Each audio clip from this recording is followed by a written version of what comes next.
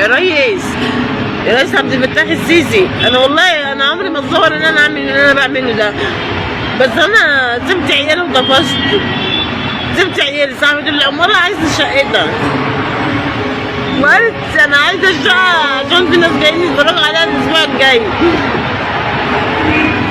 وانا مش معايا خلو. لقيت احلام بنتي بتقول لي اعملي عايزة الشقة.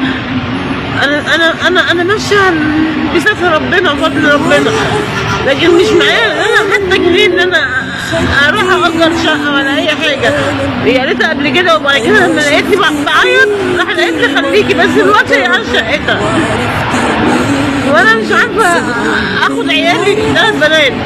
طب انا اوديهم فين يا ريس؟ انا السرطان عندي يا ريس في مخي وفي النخاع الاحمر الشوكي في ظهري، السرطان مخلص عليا يا ريس. والله انا مش عارفه اعمل اي حاجه، بس ما كنتش عارفه ان انا اسيبهم كده. البنت الصغيره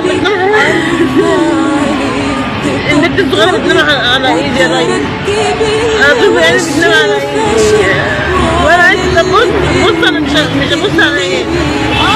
طب شوفي ده المراعيه، ده الراعيه بس يراعيني يا ريس، انا مش بقدر. انا جسمي مش قادره امشي، كل شويه اقع في الشارع. انا ما عنديش قلب يا ريس، ما عنديش قلب، ومعيش خلوات ومش قد المسؤوليه. انا مش قديها.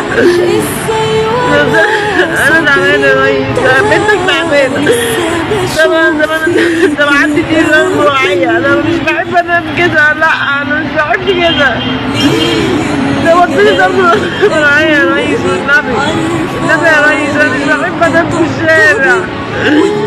انا بنسى على اللي انا عملته ده، انا بلف بقالي شويه مش لاقي حد يقف جنبي.